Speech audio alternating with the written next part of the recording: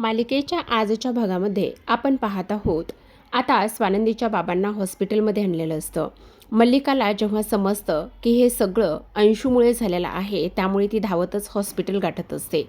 एवढी दगदग आणि धावपळ करत आलेली असते की काही विचारू नका.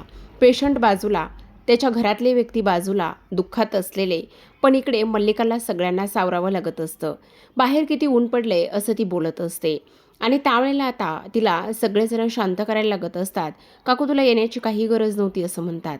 आता इकडे तिला शांत करण्यासाठी समरसुद्धा असतो. मग आता मध्येच मल्लिका आणि मंदाकिनी हे एका बाजूला जातात आणि मंदाकिनी मल्लिकावर आवाज चढवून बोलत असते. तुम्हीच माझ्या नवऱ्याला काहीतरी केलंय.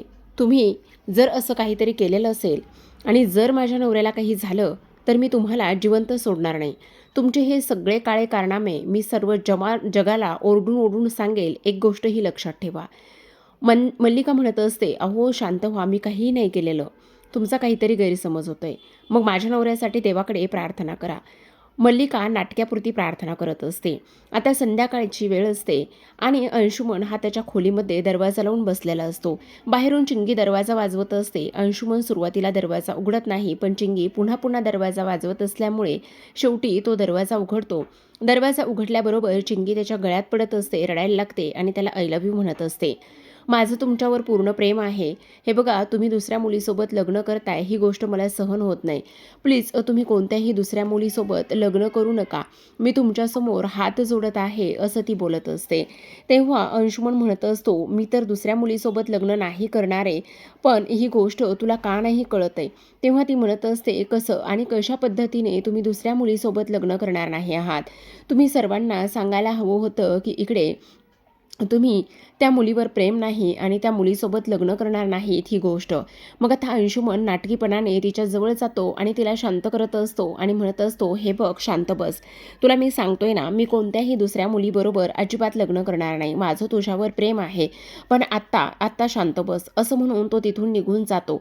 तो तिथून निघून गेल्यानंतर इथे दुसऱ्या बाजूला आता रोहन डॉक्टरांनी सांगितलेले सगळं काही औषधं घेऊन आलेला असतो आणि तो म्हणत असतो, डॉक्टर हे तुम्ही सांगितलेले औषधं आहेत असं म्हणून आता लगेच सिस्टरला ते औषध देण्यात येतात. आणि त्यानंतर इकडे समर म्हणत असतो, आता मी काय म्हणतो रोहन, हे बघ सगळेजण थकला असाल, इथे सर्वांनीच थांबण्याची काही गरज नाही आहे. तुम्ही एक काम करा ना, तुम्ही सर्वजण इथून निघून जा, मी आहे इथे. आणि स्वानंदी मॅडम, तुम्ही सुद्धा फार जास्त थकला आहात, तुम्हाला सुद्धा इथे थांबण्याची काही गरज नाही आहे. तुम्ही सुद्धा निघून गेला तरी सुद्धा चालेल असं तो बोलत असतो. त्यावेळेला स्वानंदी म्हणत असते, नाही राजवाडे, मी इथून कुठेही जाणार नाही आहे. आणि ऐक नाही, तुम्ही दोघी जणी घरी जा आणि रोहन तू सुद्धा ह्या दोघींना घरी घेऊन जा ना प्लीज. रोहन म्हणत असतो, नाही आताई.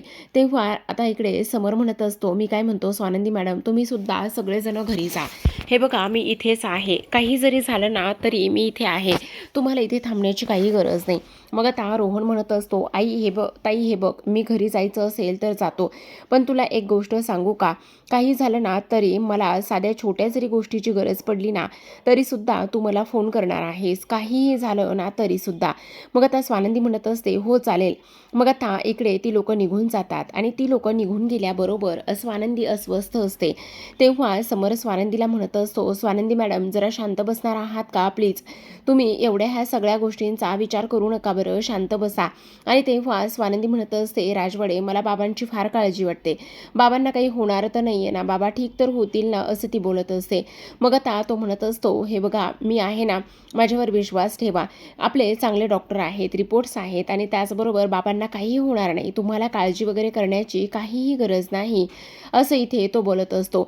त्याच वेळेला आपण पाहतो समर म्हणत असतो, हे बघा स्वानंदी मॅडम ऐका ना, आपण जरा मोकळ्या हवेमध्ये फिरून यायचं का, फिरून आलं तर नक्की तुम्हाला बरं वाटेल असं इकडे तो बोलत असतो. आणि त्यानंतर आता लगेच समर आणि स्वानंदी हे दोघेही जण बाहेर जातात. आता सिस्टर आलेली असते. सिस्टर इथे स्वानंदीच्या बाबांना सलाईन लावलेलं असतं आणि त्या सलाईनमधून ती त्यांना इंजेक्शन देत असते. आता अंशुमन तिथे आलेला असतो. अंशुमन तिथे का आलेला असतो तर इकडे स्वानंदीच्या बाबांना त्याला धमकवायचं असतं आणि वेळ पडली तर त्यांचा जीव सुद्धा घ्यायचा असतो. मग आता ही सिस्टर लवकरात लवकर बाहेर गेली पाहिजे, कारण समर आणि इथे स्वानंदी आतमध्ये येईपर्यंत त्याला हा कार्यक्रम करायचा असतो. म्हणून तिथे टेबलवर असलेला फ्लॉवर पॉट तो उचलतो आणि लगेचच खाली ढकलून देतो. तो फ्लॉवर पॉट जोरात पडतो आणि सगळी माती काचेचे तुकडे होतात. आता सिस्टर म्हणत असतात, हे सगळं काय आहे? मग आता लगेच सिस्टर बाहेर आवाज द्यायला जातात.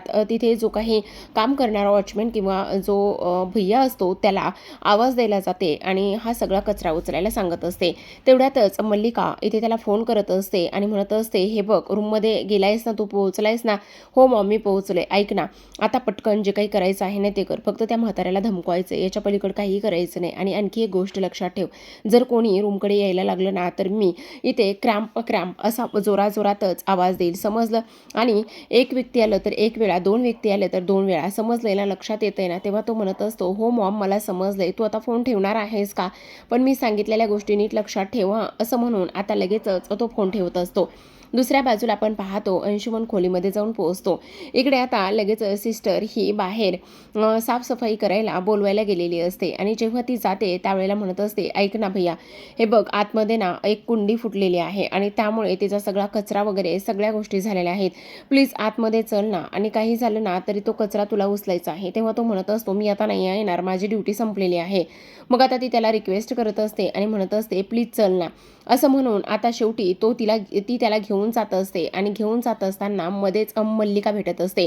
मल्लिका मुद्दामून त्या दोघांना तिथेच थांबून धरण्याचा प्रयत्न करत असते, कारण तिला असं वाटत असतं की आता काही झालं तरी ही दोघेजण आतमध्ये जाता कामा नयेत.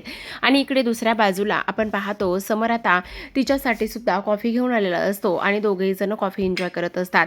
स्वानंदी त्याला थँक्यू म्हणत असते, आज तुमच्यामुळे एवढ्या सगळ्या गोष्टी शक्य झाल्या आहेत. खरंच राजवाडे, तुमची फार मदत झाली. म्हणजे बघा ना, तुम्ही सिटी हॉस्पिटलमध्ये डॉक्टर त्या सगळ्या गोष्टी अरेंज केल्या आणि त्यानंतर महत्त्वाची गोष्ट म्हणजे तुम्ही बाबांची सुद्धा एवढी काळजी केली, त्यामुळे खरंच थँक्यू. मग आता समर म्हणत असतो, आता तुम्ही हा थँक्यूचा पाडा बंद करणार आहात का स्वानंदी मॅडम? प्लीज जरा शांत बसा.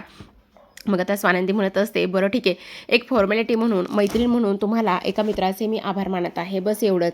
पण राजवाडे, मला एक गोष्ट सांगा, घरी लग्नाचं वगैरे काय झालं? म्हणजे ते सगळं काही कार्यक्रम वगैरे व्यवस्थित पार पडला ना?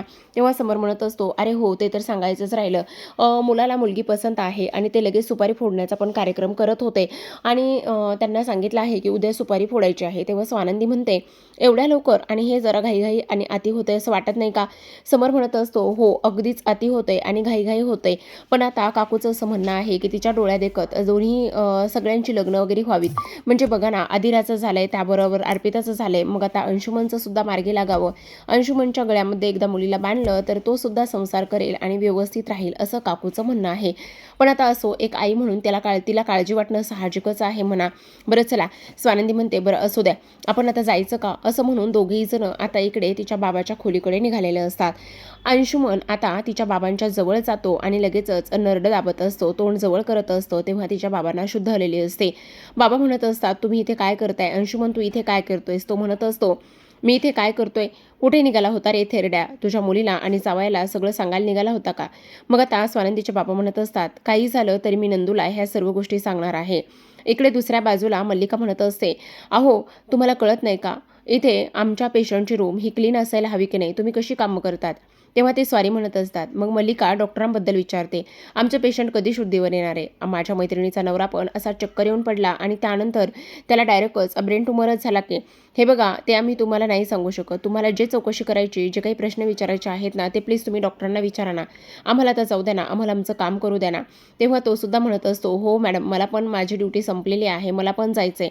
मग आता लगेचच ते दोघेही जण तिथून आतमध्ये जातात. आता मल्लिकाला टेन्शन आलेलं असतं.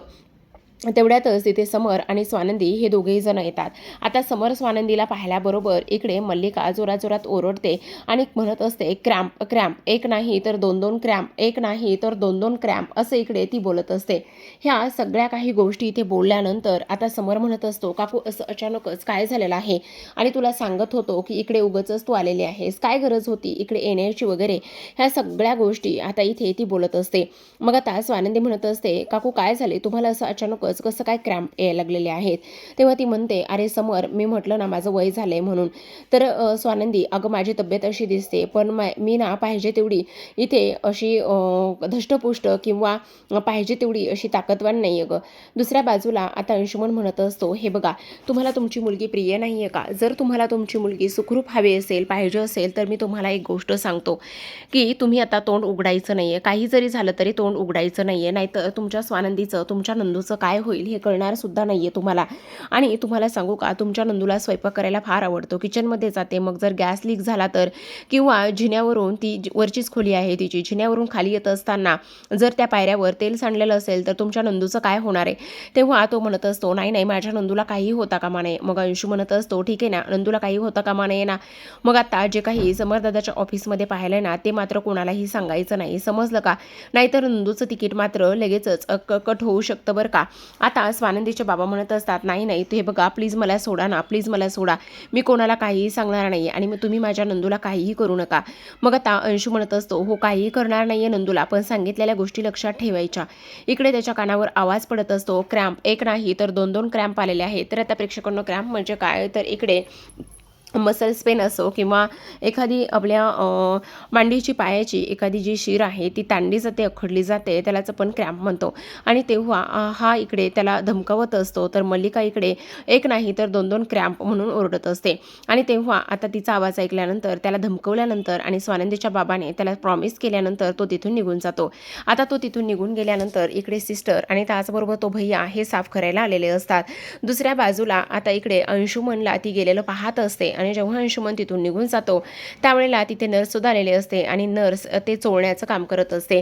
मग आता जेव्हा अंशुमन तिथून निघून जातो त्यावेळेला मात्र लगेचच आता इकडे मल्लिका म्हणत असते, बापरे, गेले माझे दोन्ही क्रॅम्प गेले. असं म्हटल्याबरोबर स्वानंदीला धक्का बसतो. ती विचार करत असते, काय झालं काकू, अचानकच बरं वाटलं? तेव्हा समरसुद्धा म्हणत असतो, काय सांगतेस काकू, तुझे क्रॅम्प अचानकच गेले? मग आता मल्लिका म्हणत असते, हो, अचानकच हे असंच होतं बघ. सिस्टर म्हणत असतात, हो, ह्या सगळ्या गोष्टी अचानक होऊ शकतात, असं सुद्धा आता इकडे ते बोलत असते.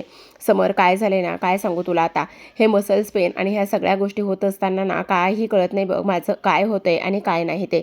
आता हे सगळं काही झाल्यानंतर इकडे समर म्हणत असतो, बरं ऐक ना काकू, तू आता घरी निघून गेलीस ना तरी सुद्धा चालेल, तुला इथे थांबण्याची वगैरे काहीही गरज नाही.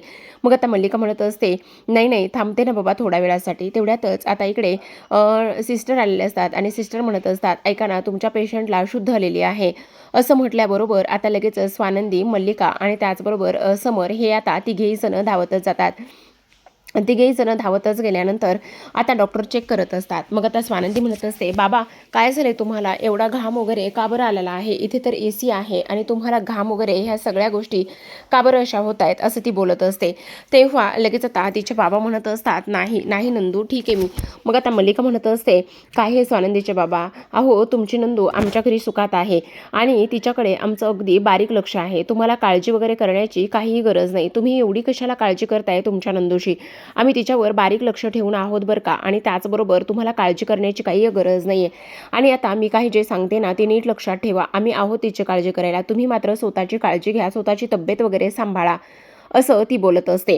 आणि त्यावर आता ती म्हणत असते, बरं ऐका ना, मी आता गेले तरी चालेल ना. मग आता मल्लिका तिथून निघून जात असते. तेवढ्यात स्वानंदी म्हणत असते, बाबा तुम्हाला नेमकं काय झालेलं आहे आणि त्याचबरोबर तुम्ही असे का वागत आहात, नेमकं सगळं काही ठीक आहे ना, तुम्हाला एवढ्या सगळ्या गोष्टी आणि हे सगळं काही करण्याची वगैरे काही गरज नाही आहे, बाबा काय झाले तेव्हा सांगा ना. तेव्हा ते म्हणत असतात, नाही नंदू ऐक ना, मला इथे नाही थांबायचंय, मला घरी जायचंय, ताबडतोब मला घरी जायचंय, मला प्लीज इथून घेऊन चल ना. स्वानंदी म्हणत असते, अहो बाबा तुम्हाला आत्ता शुद्ध आलेले आहे, डॉक्टर काय सांगतायत काय नाही ह्या सगळ्या गोष्टी आपल्याला पाहाव्या लागतील ना आणि त्यानंतरच आपल्याला घरी जावं लागेल. मग आता ते म्हणत असतात, नाही पण मला इथे नाही राहायचंय नंदू, प्लीज ऐक ना, मला इथून घरी घेऊन चल ना, असं सुद्धा आता इकडे ते बोलत असतात. आता हे सर्व काही बोलल्यानंतर स्वानंदी म्हणत असते, बरं बरं ठीक आहे. दुसऱ्या बाजूला मंदाकिनी देवाला दिवा लावत असते आणि त्यानंतर आता इकडे ती शुशवर अरडाओरडा करत असते, रागवत असते आणि म्हणत असते, काय चाललंय शुशे, तुझे बाबा आता घरी येणार आहेत आणि ते जर घरी आल्यानंतर इकडे अशा पद्धतीने ते कसं दिसेल, त्यांना बसायला झोपायला तरी जागा पाहिजे की नाही, असं आता ती बोलत असते. तेव्हा रोहन मात्र इकडे तिला शांत करण्याचं काम करत असतो. म्हणत असतो, आई प्लीज जरा शांत हो ना, किती चिडचिड आणि किती हे सगळं काही काय करणार आहेस, हे बघ बाबा येणार आहेत, पण प्लीज आता शांत होणार आहेस का? आणि त्याचबरोबर तेवढ्यातच दरवाजाची बेल वाजते आणि स्वानंदी समर हे आता इकडे स्वानंदीच्या बाबाला घरी घेऊन आलेले असतात. जेव्हा स्वानंदीच्या बाबाला घरी घेऊन येतात तेव्हा मात्र इकडे आता लगेचच ती म्हणत असते, अहो तुम्ही ठीक आहेत ना, तुम्हाला काही झालेलं नाही आहे ना? त्याच वेळेला ते म्हणत असतात, हो मी ठीक आहे, मला काहीही झालेलं नाही आहे, असं इकडे ते बोलत असतात. आता आपण पाहतो त्यांना खोलीमध्ये घेऊन जाण्यात येतं. मग आता इकडे मात्र लगेचच ही जी स्वानंदी आहे ना, ती तिच्या आईला म्हणत असते, आई मी तुला एक गोष्ट सांगू का? हे बघ प्लीज जरा तू शांत होणार आहेस का? म्हणजे तू आता बाबांना इथे शांतता आणि त्याचबरोबर चिडचिडपणा ह्या सगळ्या गोष्टी अजिबातच देऊ नकोस. काही जरी झालं ना तरी त्यांच्यावर रागरागाने भांडणं करू नकोस. मग आता ती म्हणत असते, तुम्हाला फक्त माझी चिडचिड आणि भांडणं ह्या सगळ्याच गोष्टी दिसत आहेत का? तुम्हाला माझी काळजी, प्रेम ह्या सगळ्या गोष्टी दिसत नाही का? तुम्ही असं माझ्यासोबतच का वागता? अगं त्यांची मला काळजी वाटते म्हणून मी हे सगळं काही बोलत आहे आणि करत आहे. दुसऱ्या बाजूला आपण पाहतो आता इथे रोहन आणि त्याचबरोबर समर हे दोघेही जण त्यांच्या खोलीमध्ये असतात आणि दोघेही जण खोलीमध्ये असताना आता इकडे समर जो आहे तो स्वानंदीच्या बाबाला बऱ्याच गोष्टी सांगत असतो, त्यांची विचारपूस करत असतो आणि काळजी करू नका आम्ही आहोत असं सुद्धा म्हणत असतो. तेव्हा समरला एवढी काळजी करताना इथे स्वानंदी पाहत असते आणि तिला सुद्धा फार आनंद झालेला असतो. तर आता प्रेक्षकांनो पाहत राहा वीर दोघातलीही तुटेना. भेटूयात पुन्हा एका अशाच नवीन आणि त्यासोबत इंटरेस्टिंग अशा एपिसोडसोबत. कारण आता इथे स्वानंदीच्या बाबांनी समरला सांगितलेलं असतं की माझ्या नंदूची काळजी घ्या म्हणून.